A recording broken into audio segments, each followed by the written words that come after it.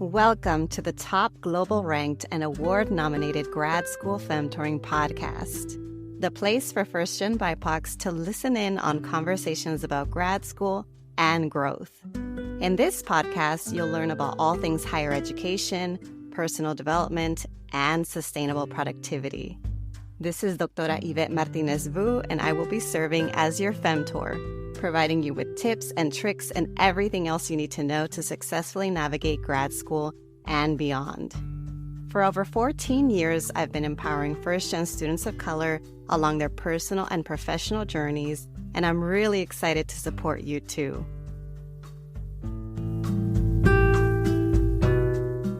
Welcome back, everyone, to another episode of the Grad School Femtoring Podcast. This is your host, Doctora Yvette. Today, we're going to be talking all about food, movement, body respect, and radical forms of self-care. Our guest is Jasmine Hormati, and she's a registered dietitian, certified intuitive eating counselor, and founder of Mendinground Nutrition based in New York, New York. She specializes in disordered eating, eating disorder recovery, and body image work for adults. Jasmine uses a non-diet, weight-inclusive, anti-oppressive, and intersectional approach to help her clients heal their relationship with food, their body, and reclaim their inherent worth. In her free time, she enjoys hiking, baking, and playing board games. Welcome to the podcast, Jasmine. Thank you so much, Yvette. I'm so excited to be here. Yeah. And I just had a couple of dings, so I'm like making sure that I set my phone to do not disturb so that I do not disturb our convo. I hear you. And I have to do that a lot with like my calls and stuff. I'm like, oh yeah, go on, do not disturb so I don't get distracted by all this things. I do that too. And I was like, we're good to go. And then I'm like, wait, no, I forgot. But it's okay. We're good.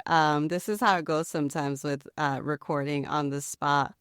But now that we're good, I wanted to ask, if, whatever you're comfortable sharing to kind of lead us into this conversation. I want to hear more about you, about your background, your backstory, essentially like how you got to where you are today. I love hearing people's backstories because it gives us so much context and it helps folks to like sometimes see themselves reflected in other people's stories. So anything you're comfortable sharing would be great to hear. Yeah, of course. Happy to. And yeah, I feel like it's almost like the origin story of like, superheroes and stuff, like finding out about people's like stories. So I love hearing them as well. So my parents are Iranian immigrants and they came in 1980. And I was born and raised in Los Angeles. And so, yeah, I'm an only child, daughter of Iranian immigrants. And a girl, so I feel like I'm a triple threat. I always tell people, like when you're talking about basketball. So anyways, when I was finishing up high school and transitioning to undergrad, I actually went to community college, and like a good Iranian kid, I chose one of the 4 approved professions that most parents like want to see their kids do, which is doctor, lawyer, engineer, or dentist. And so I was pre-dental, and I was going to be essentially become a dentist, like my parents really wanted me to. But I always kind of knew in the back of my mind that I didn't really want to become a dentist. I kind of had it in my mind, like, okay, I'm going to go to school, open up a practice, hire people to work for my practice, and then I'll go off and do these other things that I'm really interested in, which was like more like the environment and helping our planet, essentially. And so that was sort of really like my first red flag of like, you don't really want to be a dentist. Like, why are you pushing yourself and pressuring yourself to do this? But anyways, I took all the classes and then I transferred to UC Berkeley, and I had sort of a create your own major within the environmental science department. And I had no idea what I was going to focus on when I first got there. But I just knew I wanted to like have that freedom and flexibility to just like create the major that I wanted. And so in one of my classes, we had to figure out, what classes we're going to take and how we're going to sort of create this major. And I heard people talking about the food system and urban agriculture. And I was like, this sounds kind of interesting. Like, I like eating food. I like talking about food. I love learning about people's like food cultures and things like that. So this sounds like a great opportunity.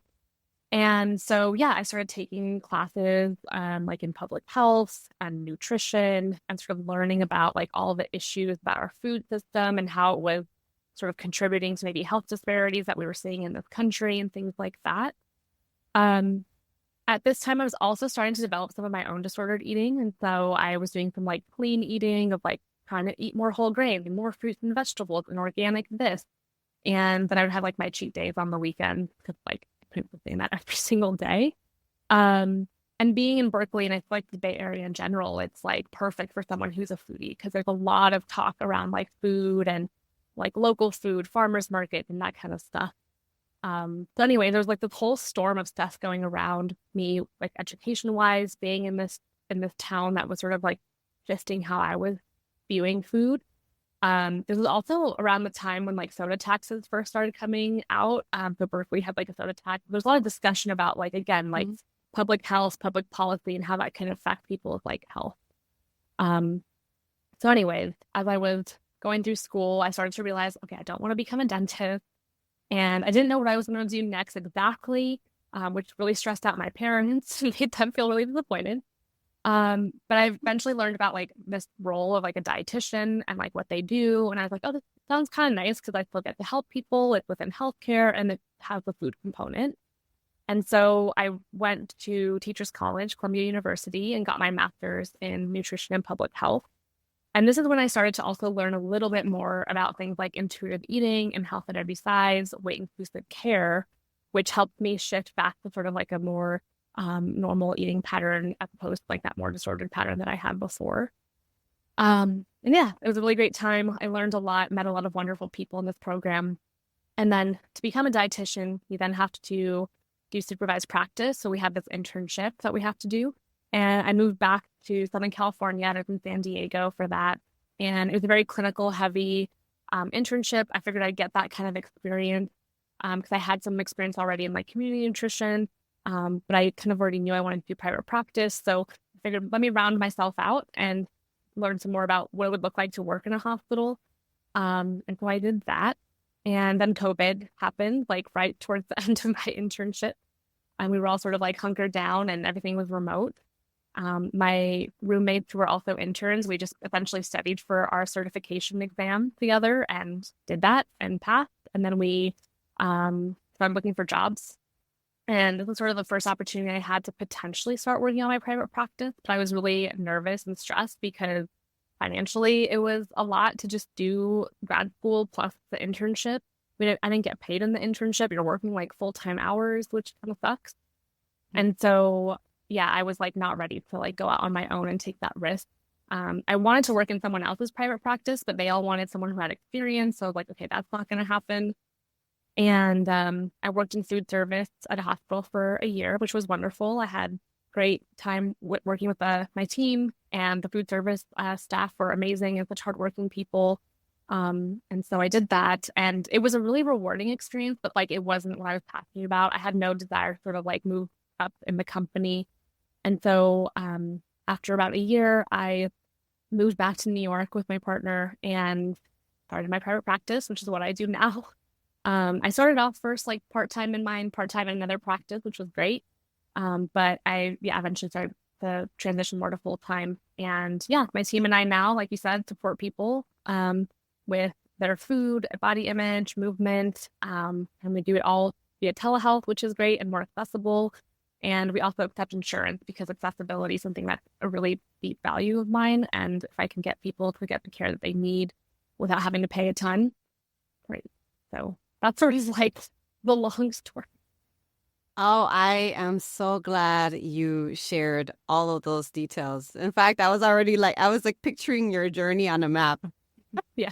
Going from LA to Berkeley, from Berkeley to NYC, from New York to San Diego, and then back to New York.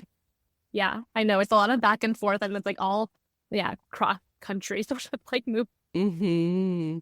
So. Yeah, and I know we have some shared values in terms of like anti-oppression work and in terms of the, accessibility that you just mentioned right now. And even actually, you said you started learning about intuitive eating.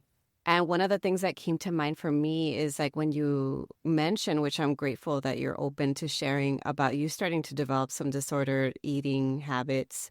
Like what is the difference between, what's would be more disordered versus what would be, more yeah, I don't like using the word normal, but like not disordered.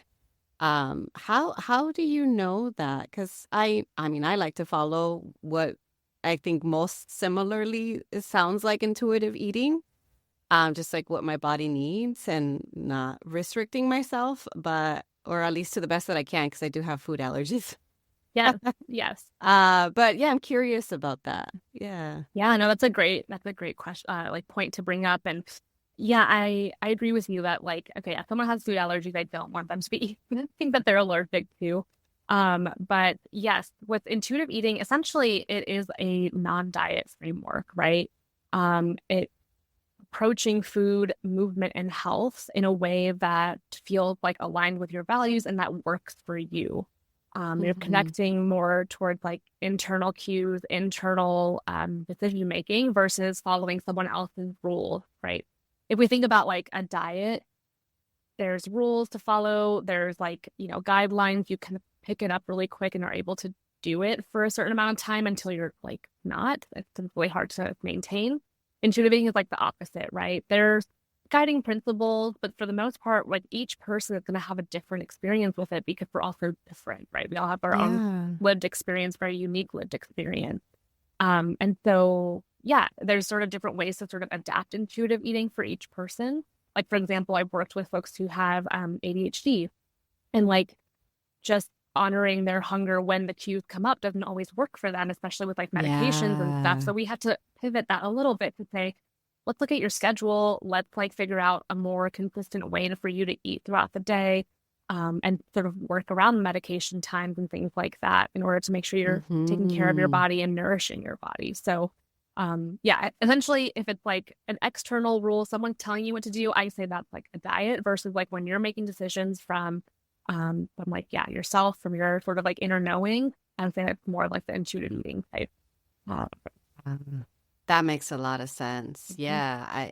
I love the example you used too, because yeah, a lot of people I know have ADHD, and that is a thing. That is the thing. It's like you can just keep going on and on and on without remembering to eat. So that was an excellent example. Actually, I'm also thinking about how even in your bio, you say that your approach is a non-diet, weight inclusive, anti-oppressive approach. And I know that's not true for dietitians everywhere. So I'm curious about, how your approach is different, especially, as it relates to who you support and who you serve. You just mentioned you've worked with neurodivergent folks. I also know you have BIPOC clients as well. So just curious how your approach differs from the traditional field, or from other forms of or other dietitians. I know, as you can tell, I don't know a lot about the field. So just whatever you're comfortable sharing so you can Uh, demystify it for all of us. yeah, I think you need to give yourself the more credit. I think you have a good picture of what it looks like. Because yeah, like the field right now is predominantly white, and predominantly female. There is some shifts and changes happening there. I think a lot of providers are also trying to do more work to, expand and understand different people's lived experience, which is good, but there's still work to be done. And I think a lot of times when people think about a dietitian, they sort of picture, they're going to give me a meal plan. They're going to tell me to cut these foods out. They're going to tell me go to the gym and work out and like lose weight and all that stuff. And yeah, I would say my approach is very different from that. And my team as well. We both sort of like operate from the same perspective of, really seeing that all food can fit into a person's diet. And when I say diet, I mean eating pattern, not like we're dieting. Mm-hmm. I also believe that all bodies, no matter regardless of size, are deserving of respectful care and should have access to care. And that, contrary to popular belief, your weight and your body size don't actually tell us much about your health. Um, so there's a lot of other things that contribute to like what a person's body ends up looking like.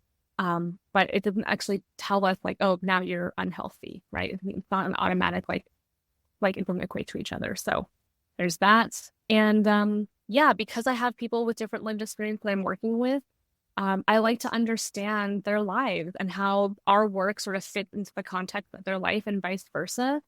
Because I truly believe that my clients are the experts in their lives, and I have some, nutrition education and knowledge, and I can provide some guidance and help.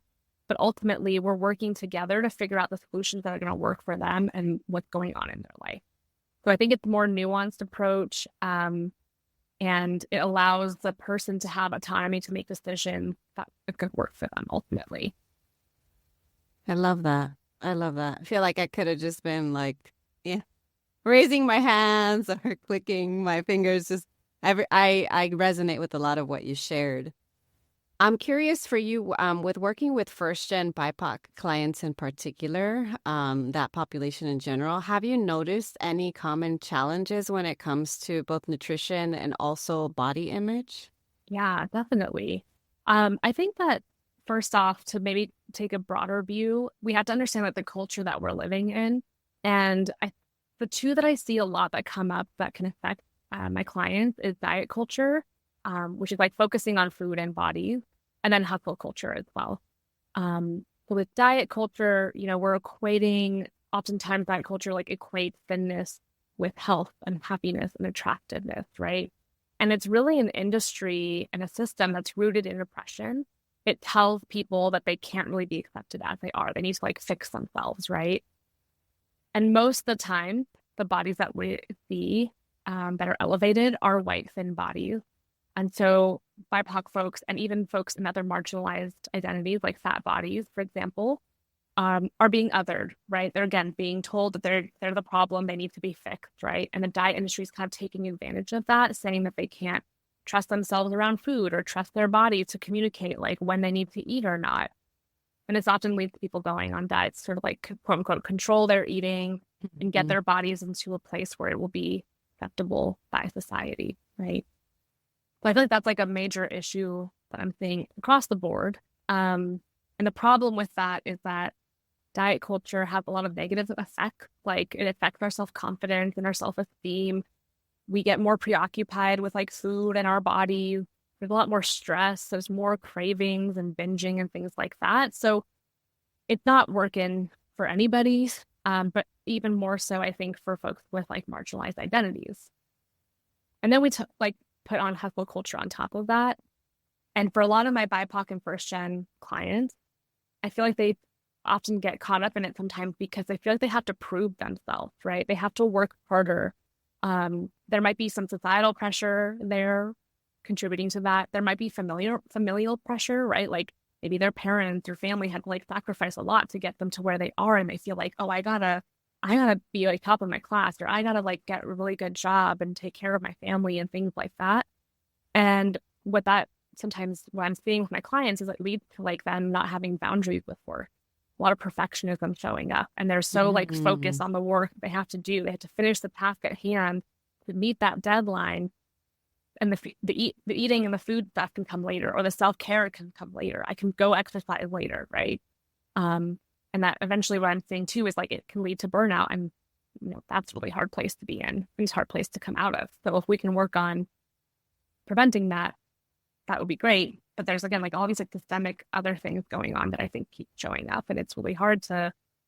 That's a bigger battle, I think. Yeah. Yeah, I'm glad that you mentioned the systemic factors, though, because a lot of times folks internalize it and they make it seem as if it's, oh, I'm the problem because I right, can't get my body to look a certain way, or I can't eat a certain way, or I can't, right, meet this certain workplace performance expectation when really it's systemic. exactly. Um, I'm thinking about this in relation to, you know, we're here to also talk about radical forms of self-care, and I would Hmm. even say radical forms of care more broadly. So when thinking about these radical acts, how can, you know, yeah, how can viewing food, viewing nutrition, even movement as a radical act of care, how does that then impact well-being, or even impact workplace performance. Because I'll say I'm a little bit biased in that I believe that in tending to ourselves, it can actually improve our performance in many ways. To some extent, right? Like I don't endorse like you try to rest so you can do more. No. Exactly. I Exactly. endorse figuring out what works for you and what feels good for you, and setting boundaries or doing what you need to do to advocate for yourself to stay there. But yeah, from your perspective, thinking about food, nutrition, movement, all these things as a radical form of self-care, what happens then? Like, what impacts does that have? Yeah. Yeah. I think that's really important. Like that, you bring up a good point of like these things can kind of help set us up for success, not only when it comes to like education and work, but also just like in our lives in general too. Mm-hmm. And yeah, I think before we even start to see it as self-care, I almost think the starting place is like, let's bring awareness to what happens when you're not doing these things, right? What does it look like if we're going prolonged periods of time without eating? What does it look like when you haven't moved your body in a way that feels good to you and you're not doing it in maybe like a consistent way? Like what happens to your mood? What happens to your energy and your stress and anxiety, right? When that happens, I can come into a session and say, "Hey, client, like I have all this experience and knowledge, and I'm saying I'm noticing these gaps. This is what we have to work on, right?" But I think it's actually more powerful when a person understands like how does it impact their lives before we actually start doing the work of adjusting it and starting to view it differently. Um, Mm-hmm. so I don't know if you've ever experienced that. It sounds like you have of like what happens when you, yeah, don't eat a meal, you know, or go a prolonged time without eating. Like, how does Yeah. that typically make you feel, you know? I mean, I will be frank. I don't really share this publicly, or I don't think I have. But when I was a teenager in high school, I did have an eating disorder. And I remember for me, it was all about control, trying to take Mm, control of my life because I felt so out of control in my surroundings and in my home. And I mean, you asked how it felt. I just remember I was I never gave myself time to like take a break and to rest. I was just always hustling. It was just from one thing to the next, doing a million things and trying to. I used to describe myself, this is so bad, but I used to describe myself as a machine. I was like, I can just keep going and keep going and keep going. And at some point, it caught up to me. So, I had a friend who was really, really worried about me and reached out to a counselor in high school. And then that person brought me in and I got help for it. And I'm really, really grateful. This has happened more than one time, not about the disordered eating, but just like in general, I have been very grateful that I have had folks who have watched out for me and have advocated for me when I was in my youth. This happened even when I was younger in middle school. When my dad passed away, folks noticed I was struggling. I got support, I got therapy. Not everybody has someone out there watching out for them. So yeah, for me, it didn't feel good, but I didn't think I had another option.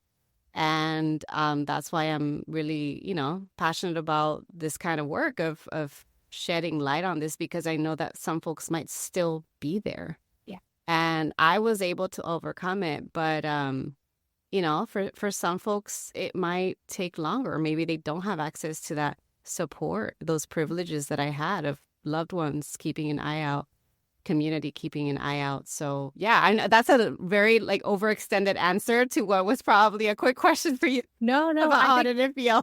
no, I think that's so important though, and I appreciate you sharing that very like personal experience because it's not easy to talk about sometimes, and I think it sheds light on yeah, like the importance of having community and importance of a support system to be able to get the help that you need. You mentioned sort of like being sort of like a machine, and sometimes the analogy I use in this case is like, yeah, sometimes when we're operating in a way, um, like sort of like, yeah, focus so much like on the work that we're doing and just trying to like survive, right? Especially dealing with maybe trauma or other things that are going on. It's like we're a car that doesn't have a full gas tank. Like we can go for a certain amount of time. We can drive that road for a certain amount of time, but eventually the gas is going to run out. And like, then what? Right? Then what do we do? And so, yeah, I mean, I think for a lot of folks, like disordered eating and eating disorders can come up for a lot of different reasons. And Sometimes it is maybe because there's a like lack of feeling of control in their lives. Or again, like there's like new trauma history that happened, so that might lead to it. But one thing that we can do is notice, okay, this is why this is here, and start to ask, like, is this working for me or not? And if not, how can we start to shift away from that? Yeah. Well, thank you. Thank you for mentioning that, because it sounds like it requires a lot of deep, like reflective work. A lot of times folks think I'm going to work with so and so, they're the expert and they're going to tell me exactly what to do. Like you said, they're going to give me a plan and I'm going to be good to go. And what you're reminding me and reminding the audience is that it's about you making a commitment to yourself, better getting to know yourself and what you need. And at the end of the day, it sounds like, maybe I'm misinterpreting this, so correct me if I'm wrong, but it sounds like we know best what we need. Yeah. Right? Yeah. Yeah. And sometimes you might need some support or guidance or something like that, where you need Yeah. some ideas, and that's totally valid. We're Mm-hmm. not expected to know everything and know all those the details, right, of how to Yeah. move forward. So that's where, a dietitian can help, or a therapist can help. Yeah. But yeah, I think ultimately there is an inner wisdom in knowing that each of my clients, I see them, they have it. And so we can just tap into that to move forward, right?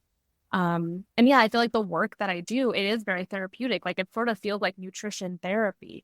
I'm not trying to be a Mm-hmm. therapist, but we are working on healing this relationship that has been disconnected for so long, and helping people so that they can show up in their lives as their most authentic self. They can show up and enjoy the things, right? They Yeah. can show up to class and have enough energy to focus on what the professor's saying. They can show up to work and like get their job done and be able to go out with their friends, their family afterwards, and have a good time. So I think there's a lot there, but yeah, that's sort of like the goal, is like so people can just be themselves and be accepted for who they are. Yeah. It sounds like it's holistic support that you provide. It's not just in one area, it impacts everything.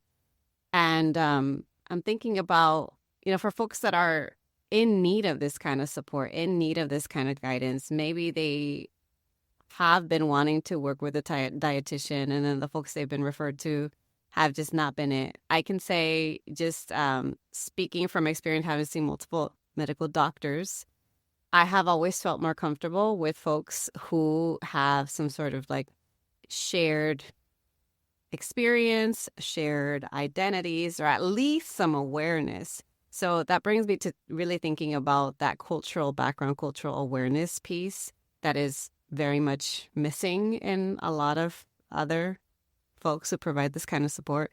Well, in your opinion, or from your perspective, what role does cultural background play in our relationship to food and body image, and why is that so important when you're looking to get your own support or Yeah. hire someone to help you?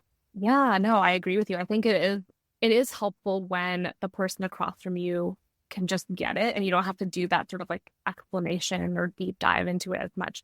I still think that there is going to be nuance from person to person, but it is nice to see someone maybe like of color, if you're a person of color, or if you're a fat person and the provider's also fat. Like, it makes a big difference to just sort of settle the Yeah. system a little bit. But yeah, I mean, I do think cultural background plays a significant role in how people start to view their bodies and food. Um, I know, for example, like in a lot of cultures, food is used as a way to express love and care, right? Like from maybe like caregivers, on, parents, things like that. And it can be rude when you're offered something to eat and you refuse the shit, right? Um, Yeah. and so this can be really challenging because, like, if you don't accept the food, that's rude. But if you do accept it, you might eat past comfortable fullness, and that doesn't feel good. And on top of that, there's like comments that get made about bodies and, oh, I shouldn't have eaten this. Oh, I gotta go run 5 miles tomorrow because I have this. Um, and so it's very confusing for people to be like, okay, like I have to eat 'cause it's going to be rude. But if I don't, it's very messy and complicated. So, and I think that sometimes too, like a lot of things that show up for my clients is like they have these like food rules and things that they just grew up doing, right? Like clean your plate, don't waste food, right? And to a certain Yeah. extent, and I agree with that. I don't like wasting food either. And I get also that, it's not easy just to be able to provide food on the table. And are there other ways that we can go about sort of shifting these these old patterns that have been there since like people were children.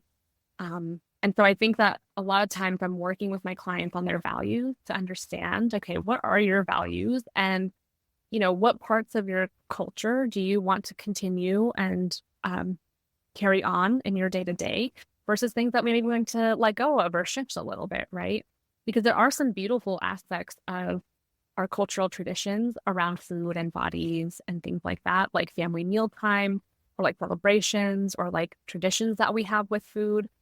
And there's some things that are harmful, like the commenting that we get about body. Like when you see someone, maybe like a relative that you haven't seen in a long time, and the first thing they say is like, oh my gosh, you lost weight. Oh my gosh, you gained weight. What happened? Like those things don't feel good. So like, what are some Oh, things that I we get want? triggered by those comments. Exactly. I know. And it's understandable. Like it's so uncomfortable for like that to be the first thing that someone tells you, right? And you haven't seen them on those. Yeah. So I think there's a lot there. And I also think for like BIPOC and first gen people, it's even more complicated too, because they might be hearing multiple perspectives, right? They have their culture of origin that might be having a certain view on food and bodies. And then there's also the culture that they're living in the country that they're living in. And they might not see themselves represented in the media. Food might be demonized by diet culture, right? And so we make decisions to sort of like fit in and be accepted. I like a very vivid memory from like when I was in high school. I was like playing basketball. I was very athletic. And I don't know where I got this message that like white rice was not healthy. It was like not good to have. And maybe comments I was hearing from like, elders talking about it and stuff. But I had this like little bump under my belly on my stomach. And I remember calling it my rice food. Like it was a bad thing. And like, oh, the rice was causing this thing, right? Like I was blaming rice on like what was happening on my body. But it's like, no, this is just my body and rice is type it's okay to have, right? And so yeah, I had to do a lot of like unlearning there. But it's something that I do also work on with my clients. It's like, how do we bring back some of the traditional foods that you grew up having that diet culture has demonized, right? It's okay to have those things. We should have those things because food is so much more than just nutrients. Like it's our culture, it's comfort, it's tradition. That was a really long answer. Yeah. Sorry. Oh, that was a great answer. You gave it was so multifaceted. It wasn't just like the cultural piece of like the culture that you come from, that you may be raised with, thinking about the culture that maybe you're part of based on a dominant, the country that you're living in, like you said, even thinking about the cultural background or differences between the person that you are and the person you're working with, like all these things. It really sounds like it's a sociocultural approach, because it's not just the culture, it's also socially the dynamics that you're having with the people that you're surrounding, and realizing that food is about so many things. It impacts so many things, which is why we're not just talking about food today. That's why we're also talking about body image. We're talking about movement too.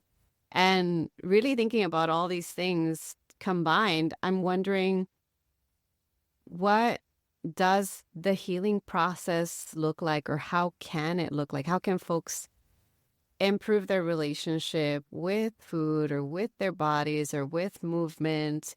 Especially, you highlighted it. You highlight that like hustle culture comes up. You highlighted that like diet culture comes up. So many pressures can come up.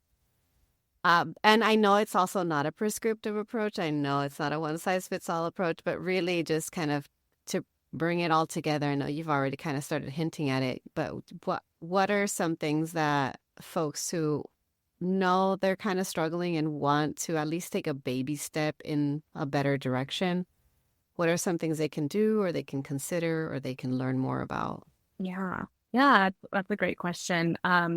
And yeah, like you said, it's not going to be a one size fits all, but there are certain themes that do show up. And yeah, there's a little bit of that individualizing with each person of like what's going to work for them. Where are we starting based on where they are right now? But one of the core pieces that I like to work on with my clients in the beginning is like, why are we doing this work? Why is it important for you to do this right now? And what do you want like this relationship with food or body or movement to look like? I think that can help ground us in the work, because doing this stuff is hard. It's challenging. It is very emotional at times. And if we have a motivation and we understand it very clearly, we can always come back to that and say, okay, yes, this is hard. And I'm doing this because it's going to help me think less about my body in a negative way, or I can just be able to eat the food I need to eat to be able to move on with my day and enjoy my life and back to work and that kind of stuff, right? So I think the why is a really important piece to start off with. And then the other thing I would also say is going slow. A lot of times I think we have a lot of maybe motivation at first and we just want to do like a complete 180 of like what we're currently doing that's not working for us. But that's not always a sustainable approach. So I really like to take baby steps and like build the foundational pieces with my clients that we can get to a place where they're seeing an overall transformation after making all these like little changes over time. But yeah, it requires a lot of patience. It requires a lot of like support and care. It's not always easy, but yeah, I think those two pieces are definitely good starting places. Yeah. Yeah. What are those foundational areas that you cover, or just some of them if you're comfortable sharing? Because you said I like to work on like baby steps in the foundational areas, and I was curious, wait, what are those? Yeah, no, that's a great question. So when it comes to like movement, for example, I'm asking my clients a little bit about like what have they done before and what do they like to do? And we kind of build from there. Like, okay, you like to go swimming. All right, let's break that down. Where do you have access to go to a pool? And where they're open like lap hours if you want to go lap swimming? How do we fit this into your schedule? Is that realistic or not? Do you like Zumba or dance classes? Where are the options there? And starting it very slowly instead of saying like, okay, I'm going to go 5 days a week from going from 0 to 5, right? It's a lot to do, like A, for your body, but then also just like emotionally and time and stress, right? So picking like 1 day a week to start. Let's see how that goes. Did you actually like the class? Did you like the instructor? Did it work out like commuting from work to the gym, or do we have to change that up a little bit? So I get into like the details, very detailed, like how is this fitting into your life? And we build from day one, going once a week to maybe going twice a week or 3 times a week, right? And thinking about how do we piece all the different movement pieces together so that you're able to move your body in a way that feels good and that you actually enjoy. So that's like movement. And then with food, a lot of times I start off with maybe doing some food journaling to understand a little bit about like, what does it look like for this person's eating in a day? Am I noticing any gaps? Are they noticing gaps? So we look at them together, the food log entries, and say, all right, like you went maybe 4 hours between meals and that felt okay. Or one day you went like 7 hours in between your meals. How did that feel? And starting to notice these patterns. And so we start working on the like consistent eating, try to have maybe 3 meals, some snacks in between if needed, throughout the day. We work on the foundational pieces of like how do we build a balanced plate that you're having these very satisfying meals and very nourishing meals that are going to hold you over until the next time you're going to eat. So those kinds of things to kind of like build that foundation while also working and I think alongside these things, the body image, right? Body acceptance, body respect. Are your clothes fitting your body? Are they comfortable? Do you like wearing these clothes? And then also working on some of the like emotional and food rules that maybe have been in the background too. Like we're working on unlearning some of those things that we can move more towards the place the person wants to move towards. That's so great. Thank you for that. I'm glad I asked. Yeah, me too. I have a much fuller picture of the breadth and scope of what you do, which is great. Do you have any other words of advice that you would share primarily to my audience, which a lot of them are college students, grad students, early career professionals who are still trying to figure out their life and what feels good for them in terms of either healing their relationship with food or developing, like maybe a feel good or just like a better kind of way, something that feels better for them in terms of, well, actually not just food, but food, image, movement, all the things that will help to promote their well-being. In light of the fact, as you know, that like they might have busy schedules or they might have a limited access to financial resources or just resources in general. Yeah. Yeah, I think I have 2 thoughts that come to mind. The first is you are worthy as you are. It's hard to internalize that, but I think the more a person can start to to really believe that for themselves, I think that opens up the doors for all the other work that we could do in this space. So you are worthy as you are. The second one is, and this is something I talk to clients about a lot, is just eating something is better than eating nothing. I feel like I have a lot of clients who, like, again, like they'll skip their meals because they're just not paying attention to the time because they're really focused on whatever task they have at hand or like the deadline that they have coming up. And they'll wait until it's done and then they'll eat something. And, if I can encourage anything, it's like, if you need to use like a Pomodoro timer app or something to sort of like remind you to take a break and just like even just check in, like, do I need water? Do I need a snack? And if it's not possible to like go and make lunch or dinner or whatever it is, can you have convenient food options? Do you have the option to have like a frozen meal in the freezer and just put it in the microwave and eat that? I think there's a lot of like negative connotations around convenient food options, like canned goods or frozen things.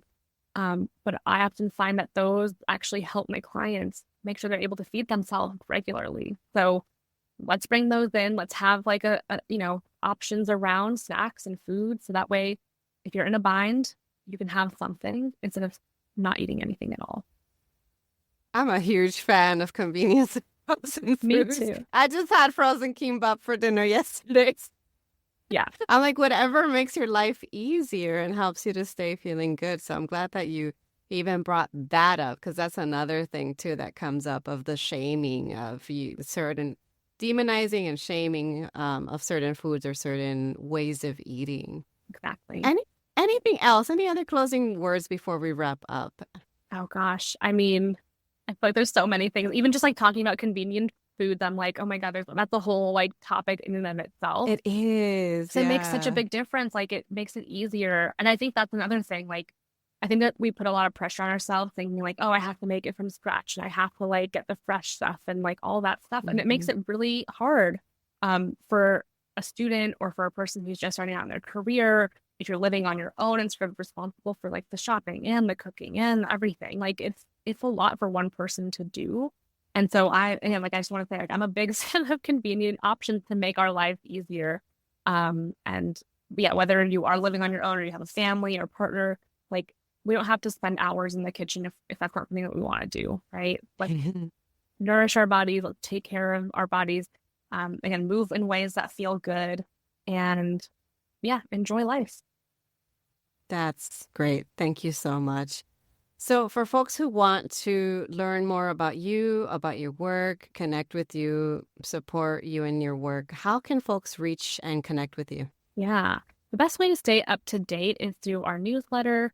And I can send the link if that's helpful. But it's mendinground.com /learn-more. And then working with us one-on-one. We have openings to work and support you however we can. And to do that, we just have a connection call. We can hop on a call and just chat about it for 20 minutes or so and see what's going on and how can we support you and kind of get started from there. We can definitely include both links on the show notes so folks can stay in touch and potentially work with you too. I am so excited. Thank you so much for just connecting with me, for reaching out, for having this conversation with me and having folks kind of learn a little bit more about, like I said, the breadth and scope of all that you. I really appreciate you for, making time for this and for coming on the show today. Oh my gosh, thank you so much as well. It was so fun, like getting to chat about this with you, and I hope it's helpful ultimately for you and your audience. So, yeah, definitely. I know so many gems today. So thank you for sharing all of them, and yeah, we'll definitely stay in touch. Sounds good. Thank you. Thanks so much for joining me in the Grad School Femtoring podcast. If you like what you heard, here are 4 ways you can support the show. The first is to make sure you're subscribed and leave a review on Apple Podcasts. If you email me a screenshot, I'll send you a surprise freebie. The second way is to get your copy of my free Grad School Femtoring resource kit, which includes essential information to prepare for and navigate grad school. You can access it at the link in today's show notes. The third way to support my show is to follow me on social media. You can find me on Instagram with the handle @GradSchoolFemtoring and on LinkedIn by searching my name. The last way to show your love is to order a copy of Is Grad School for Me, my graduate school admissions book for first-gen BIPOCs. Thanks again for listening, and until next time.